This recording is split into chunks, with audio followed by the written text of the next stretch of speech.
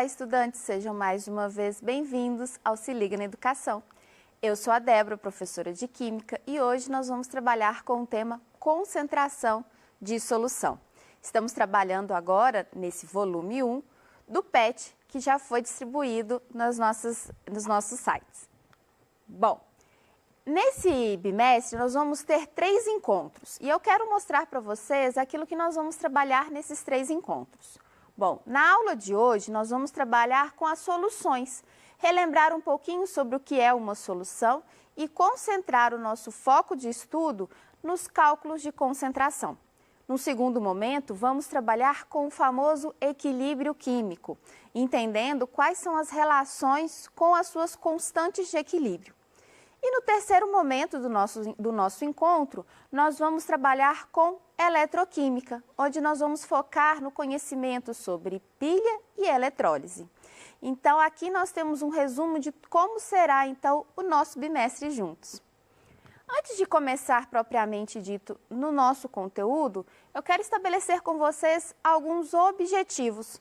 Esses objetivos nortearão as habilidades que trabalharemos nessa aula de hoje. Bom, o primeiro é fazer cálculos que envolvam proporcionalidade para determinar o valor da concentração de soluções.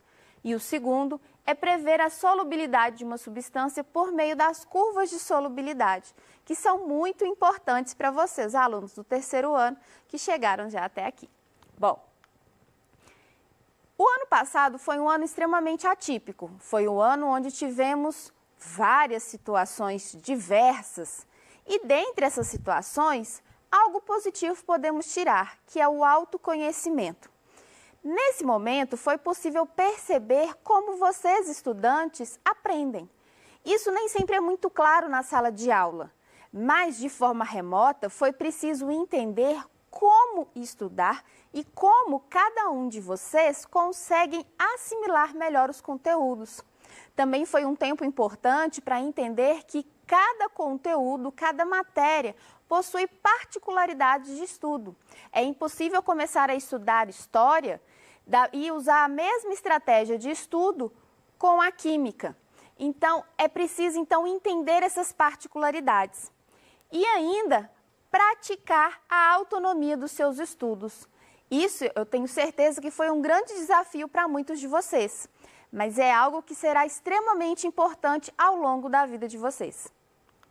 Bom, eu quero deixar aqui algumas dicas importantes para que vocês, estudantes, possam ter um 2021 muito mais proveitoso, muito melhor no sentido de aproveitar o tempo que vocês se dedicam aos estudos. Bom, a primeira dica é a organização. Eu sei que vocês devem estar cansados de ouvir sobre isso, mas é extremamente importante organizar não só o tempo, mas o local e principalmente o ambiente que você vai estudar. Faça anotações. Tem lá a apostila do PET, se você imprimiu, faça anotações a lápis. Se você não imprimiu e está usando ali a versão digital, existem alguns programas e recursos que dá para você fazer anotações no próprio PET. Sublinhe, faça escritas, não compreendi, compreendi, está associado a. Isso vai ser extremamente importante durante os seus estudos. Outra dica é o planejamento. Faça um planejamento adequado e real às suas condições. Não adianta você planejar que vai estudar 6 horas por dia se você não vai ter essa capacidade inicialmente ou se você não vai ter um ambiente adequado. Então, faça um planejamento de acordo com a sua realidade, com o seu tempo disponível para estudar. Outra dica é ler e principalmente ver vídeos. Sabemos que o PET é limitado no sentido de ser algo escrito, mas nada impede de você fazer anotações quando assiste essa aula ou até mesmo quando vê outros vídeos de outros profissionais falando sobre esse conteúdo. E por último, façam exercícios, principalmente na minha matéria, no meu conteúdo, é extremamente importante que você faça exercícios, é uma forma de praticar aqueles conceitos e principalmente os cálculos que fazemos durante essa aula, ok? Bom, entrando então diretamente no nosso conteúdo, nós vamos fazer uma revisão bem rápida. No PET de vocês tem lá um mapa mental, que aqui ele foi dividido e nós vamos trabalhar rapidamente alguns conceitos, ok? Então, o que seria soluções? Soluções são aquelas misturas homogêneas, ou seja, eu tenho uma substância em menor quantidade, chamada de soluto, e uma substância em maior quantidade, chamada de solvente. Existe uma interação entre os dois e eles formam uma única fase, certo? Essa solução, essa mistura formada, ela tem uma concentração. O que seria essa concentração? A concentração é a relação da quantidade de soluto na quantidade de solvente dentro daquela solução. E essa concentração, ela pode ser quantificada, ou seja, eu posso calcular e saber quanto de soluto tenho naquela solução. E aí nós temos aqui alguns tipos de cálculos referentes a isso. Bom, outra parte importante referente às soluções é a questão da solubilidade. Lá no primeiro ano do ensino médio, e alguns estudantes devem ter visto isso também no 9º ano, nós falamos sobre solubilidade. Solubilidade é uma propriedade específica da matéria e essa propriedade fala da capacidade que uma substância tem de ser dissolvida em outra. Então, eu tenho o meu soluto e esse soluto ele vai se dissolver, vai se dispersar no meu solvente, ok? Essa solubilidade ela é característica de cada material. Porém, ela pode sofrer variações de acordo com a sua temperatura ou pressão. Falando um pouco mais sobre isso, nós temos então o coeficiente de solubilidade, que é o CS. Esse coeficiente de solubilidade, então, ele vai ser a quantidade desse soluto que pode ser dissolvido numa quantidade de solvente. Normalmente, nós trabalhamos em gramas de soluto, dissolvido em gramas de solvente. Esse solvente normalmente sendo a água. Então, normalmente você vai ter lá, vamos supor, 30 gramas do NaCl, que é o nosso sal de cozinha, a 25 graus Celsius, vamos colocar aqui hipoteticamente que ele tenha 50 gramas por cada 100 gramas de água. O que isso quer dizer? Quer dizer que a cada 100 gramas de água, a 25 graus Celsius, eu consigo dissolver 50 gramas de sal, ok? E ainda nós temos as classificações das substâncias, das misturas homogêneas, as nossas soluções, que são saturadas, insaturadas e supersaturadas. O que seria isso? As insaturadas é quando eu coloco uma quantidade de soluto que eu consigo dissolver ali, porém eu não atinjo o limite. Então, vamos imaginar uma água com açúcar. Eu coloco um pouquinho só de açúcar, mexo bem na água e dilui tudo. Se eu colocar mais um pouquinho, eu também consigo diluir. Ou seja, aquela primeira quantidade que eu coloquei, ela formou uma solução insaturada. Quando eu coloco mais açúcar até o ponto limite, ou seja, se eu acrescentar mais um pouquinho de açúcar, agora ele não vai se dissolver, ele vai se depositar no fundo do copo, quer dizer que essa solução ela é saturada. Então, insaturada é quando o soluto tem uma quantidade menor do que o CS. Agora, saturada é quando eu tenho a quantidade de soluto igual ao CS ou até mesmo maior. E a supersaturada, professora? Então, a supersaturada é uma situação muito específica.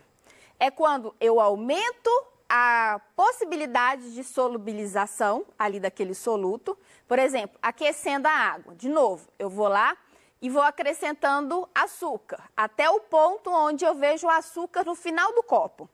Agora eu vou aquecer essa água. Pronto, o meu açúcar sumiu. Então, agora ele está todo dissolvido ali. Só que agora eu vou resfriar essa água sem mexer nela.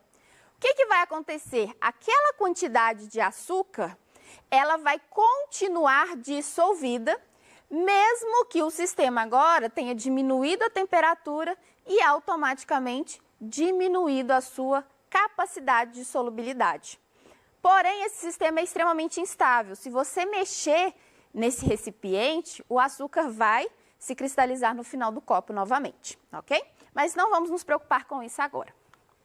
Bom, vamos fazer uma análise, então, sobre um gráfico de solubilidade. É muito importante para vocês, alunos de terceiro ano. Então, o que eu tenho num gráfico de solubilidade? Eu tenho a temperatura no eixo X e vou ter aqui a quantidade de soluto, no caso aqui meu vai ser o KNO3, que é um sal, e a sua quantidade. Observe que esse gráfico ele está subindo. Isso quer dizer que, à medida que eu aumento a temperatura, eu estou aumentando a solubilidade. Isso é uma regra? Não. Pode ser que seja o contrário. Existem sais que quanto maior a temperatura, você diminui a sua solubilidade. Então, tem que ficar atento à posição dessa linha no gráfico, ok? Bom, isso quer dizer, então, que quanto maior a temperatura, maior a solubilidade desse sal. Vamos pensar no seguinte, imagine que eu tenho agora, eu quero fazer a análise dessa substância a 40 graus Celsius. Como que eu vou saber a quantidade que pode solubilizar ali dentro? Então, eu subo uma reta até a curva e depois eu faço uma outra reta até o meu eixo Y. Aqui eu vou observar que está no valor 60. Quer dizer que a cada 100 gramas de água, eu vou poder dissolver 60 gramas de KNO3. Se por acaso eu tiver 200 gramas de água, quer dizer que eu vou poder solubilizar aqui o quê? 120 gramas. Observe que existe uma proporcionalidade. Então, é importante saber essas informações para que você possa responder, por exemplo, a atividade 1 do seu PET, ok? Bom, dando continuidade, muitos alunos me perguntam, mas por que eu estudo concentração? Concentração é algo que está extremamente no nosso dia a dia. Quando você lê a caixinha, por exemplo, de um remédio, você vai ver lá a concentração do composto ativo dentro de um comprimido. Quando uma pessoa passa, por exemplo, pelo teste do bafômetro, ele está verificando a quantidade de teor de álcool no seu sangue. Ou até mesmo quando fazemos limpeza, né, com alguns produtos de limpeza. Você vai observar, por exemplo, que a água sanitária vai ter lá 2% V por V de cloroativo. Ou seja, ele está mostrando a quantidade de cloroativo em toda a solução. Então, é extremamente importante conhecer essas concentrações, o estudo das concentrações, para que possamos manusear corretamente tanto produtos de limpeza, quanto o uso, por exemplo, de um remédio. Sem entrar ainda na questão de descarte, hein? Vamos dar sequência, então? Então, nós temos aqui 3 tipos de cálculo de concentração: a comum, a molar e a título. E em todas elas é possível trabalhar tanto a fórmula quanto a regra de 3. Bom, nessa aula nós vamos focar apenas em 2, na concentração comum e na concentração molar. Na concentração comum, nós temos que a concentração é igual à massa do meu soluto, normalmente em gramas, dividido pelo volume, normalmente em litros, da minha solução. Enquanto que existe ainda uma especificidade. O que seria?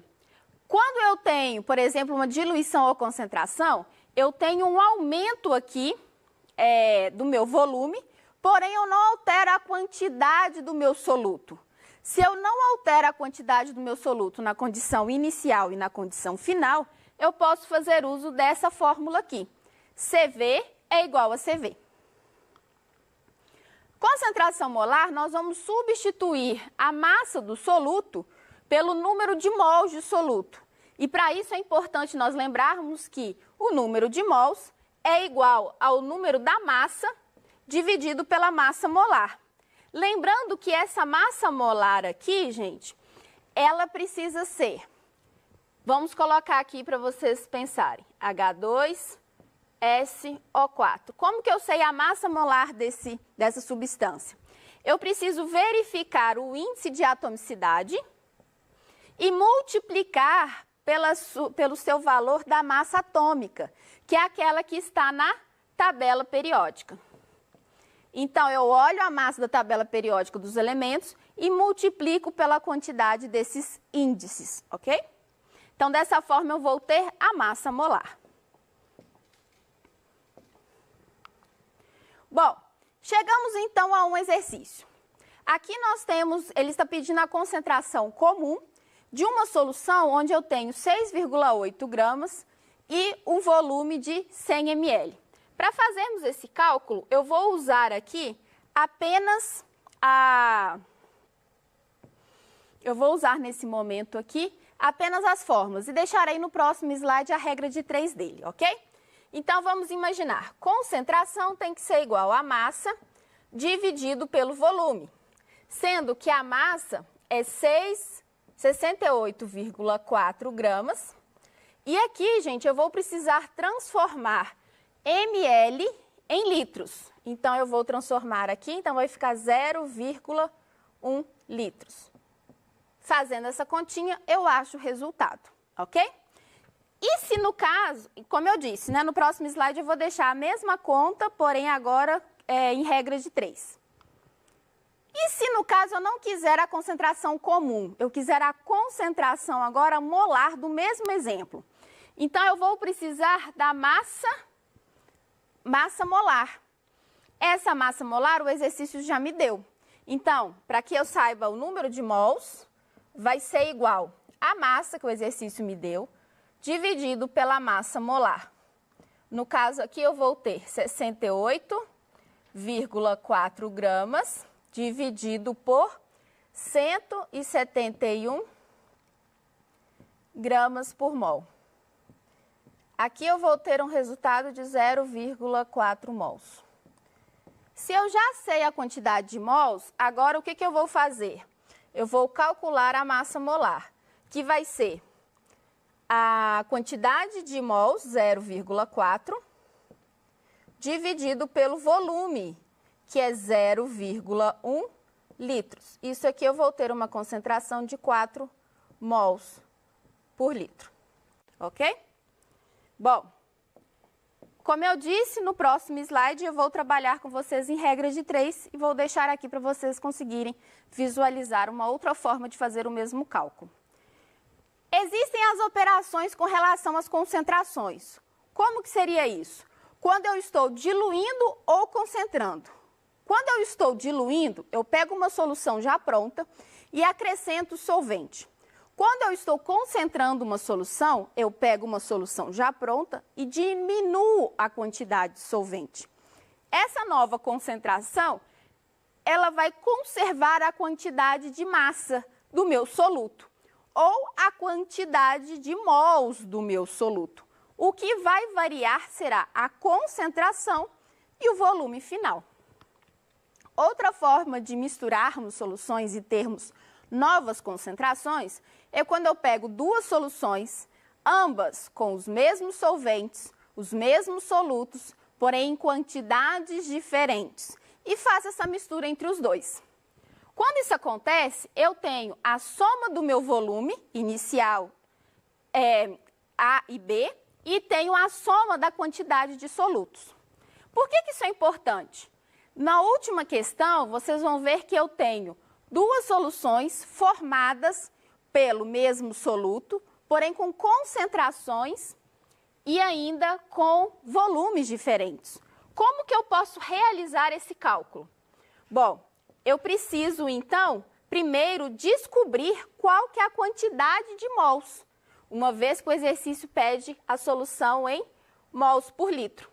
Então, eu sei que a minha concentração molar é o número de mols dividido pelo volume. Se eu quero saber apenas o número de mols, o que eu faço? Isolo ele. Número de mols é massa molar vezes o volume. O que você vai fazer? Fazer isso daqui, tanto para a solução A, quanto para a solução B. E aí você vai saber fazer esse cálculo, que vai ser a concentração será o número de mols da primeira solução, mais o número de mols da segunda solução, dividido pelo volume da primeira solução, mais o volume da segunda solução. Isso vai dar aqui aproximadamente 4,37 mols por litro, ok? Bom, eu quero agradecer vocês por esse momento e dizer que é um prazer estar de volta a este programa. No mais, eu quero falar para vocês, use os nossos canais de atendimento para tirar suas dúvidas e deixo aqui o meu grande abraço virtual. Até mais!